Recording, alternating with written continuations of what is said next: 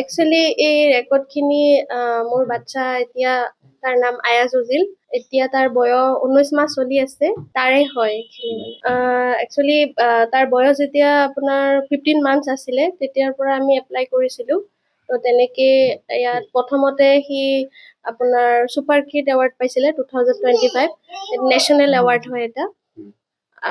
তাৰপিছত আৰু এটা নেশ্যনেল এৱাৰ্ড পাইছিলে আপোনাৰ ইণ্ডিয়া টডলাৰ এৱাৰ্ড, সেইটো নেশ্যনেল এৱাৰ্ড হয়। তাৰপিছত আমাৰ যিটো অলিম্পিয়াড এক্সাম আছে, সেইটো আমি এপ্লাই কৰিছিলোঁ, য়ং এচিভাৰ অলিম্পিয়াড এৱাৰ্ডো পাইছে। মানে সেইখিনি আপোনাৰ 15 মান্থতে পাইছে, 15 মাহতে। তাৰপিছত আৰু এটা আপোনাৰ নেশ্যনেল কণ্টেষ্ট এক্সাম আছিলে টেলেণ্টৰ ওপৰত, সেইটো সি কোৱালিফাই কৰিছে। তাৰপিছত আমি এনেকৈ ওৱান ষ্টেপ ফৰৱাৰ্ড আমি আছাম বুক অফ ৰেকৰ্ডৰ কাৰণে এপ্লাই কৰিছিলোঁ, আৰু তাতে সি 82 ছেকেণ্ডত এটা ৰেকৰ্ড ছেট কৰিছে। এণ্ড দেন 18 মান্থত, মানে লাষ্ট মান্থ আৰু আমি IBR মানে যিটো ইণ্ডিয়া বুক অফ ৰেকৰ্ড, তাৰ কাৰণে আমি এপ্লাই কৰিছিলোঁ। তাতে সি আপোনাৰ 5 মিনিটছত 28টা কণ্টেণ্ট আছিলে, য'ত নেকি বহুতখিনি 46টা কাণ্ট্ৰি নেম, নেশ্যনেল চিম্বল, তাৰপিছত আপোনাৰ এনেকৈ এনিমেলছ নেম, বাৰ্ডছ নেম, তাৰপিছত আপোনাৰ ষ্টেটৰ নাম, বহুতখিনি বস্তু আৰু সেইখিনি ক'ব পাৰিছিলে। আৰু তাতে IBR এচিভাৰ মানে যিটো টাইটেল, সেইটো ল'বলৈ সক্ষম হৈছে। আৰু সেইটো 18 মাহত হয়। একচুৱেলি এইটো বহুত ডাঙৰ ষ্টৰী, মানে কষ্টও আছে। এইখিনি চমুকে সম্ভৱেই নহয় কোৱা। একচুৱেলি মেডিকেল আমি দুয়োজনে মানে গভৰ্ণমেণ্ট এমপ্লয়ী হয়, খুব কম টাইম পাওঁ। তথাপিও মানে সেই সময়খিনি কেনেকৈ মানে পৰ্যাপ্ত মানে তাক সময় দিব পাৰোঁ, আৰু সেই সময়খিনি যাতে কিবা বস্তু মানে মিছ নহয়, তেনেকৈ আমি আগৰ পৰাই প্ৰিপেয়াৰ হৈছিলোঁ।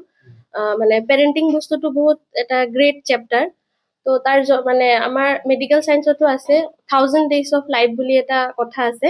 মানে মাকৰ গৰ্ভৰ পৰা আপোনাৰ 2 বছৰ বয়সলৈকে বহুত পিক টাইম, আৰু সেই সময়খিনিত সকলো বাচ্চা প্ৰায় একেই থাকে, কিন্তু তাক আমি কেনেকৈ গাইড কৰোঁ, কেনেকৈ আগুৱাই লৈ যাওঁ, সেইটোৰ ওপৰত বহুত ডিপেণ্ড কৰে। তো সেইটোৱে আমি এপ্লাই কৰি আছিলোঁ, যাতে বস্তুখিনি স্কিপ নহয়, তেনেকৈয়ে তাইক গাইড কৰি আছিলোঁ। আৰু ধৰক সেইখিনি গৈ পেলাই আমাৰ এনেকুৱা টাৰ্গেট নাছিলে যে সি IBR পাব লাগিব বা আছাম বুক অফ ৰেকৰ্ড পাব লাগিব।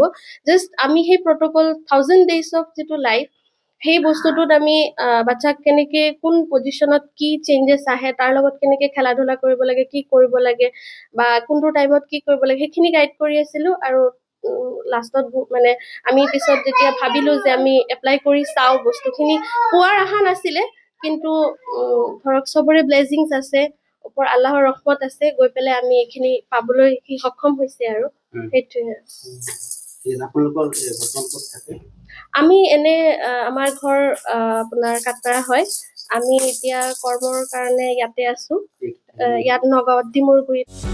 যিকোনো খবৰৰ বাবে যোগাযোগ কৰক আমাৰ এই নম্বৰত 9181 307 2221।